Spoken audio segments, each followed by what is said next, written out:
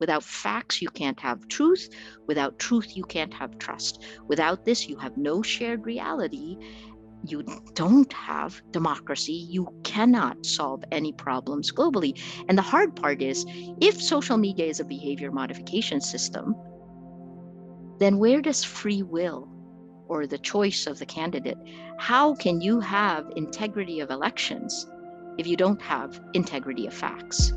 I think our elections is truly emblematic of the impact of disinformation. He won by an overwhelming number of information operations that began as early as 2014. These are the networks that we've seen that literally changed the history of the Philippines in front of our eyes. Networks of disinformation that turned Marcos from a pariah to a hero. We will build back better. I used a quote by Milan Kundera. The struggle of man against power is the struggle of memory against forgetting. And here, in a short period of time, we watched our history overturned, and we overwhelmingly elected Marcos Jr. as president. So by the 50th anniversary of the declaration of martial law that will happen in September this year, Ferdinand Marcos Jr. is the president of the country. It's incredible.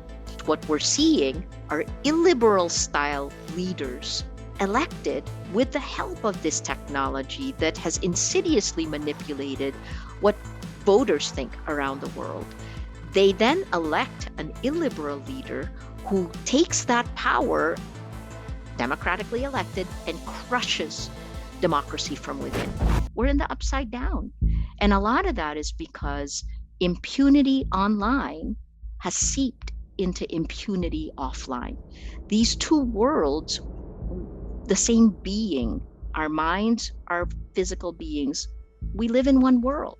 And the fact that online, this kind of impunity of online violence, that this is allowed to happen, impacts the checks and balances, the rule of law in the real world. And that's what we're paying for.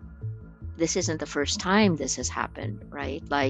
And this, I go back to 1935, 1936. We know the lessons of history. And part of what I think took the world by surprise is that technology acted like fuel, an accelerant that lit dry kindling on fire. And this is what it feels like. It almost feels like we're in the last few years. These next few years will determine whether democracy survives globally.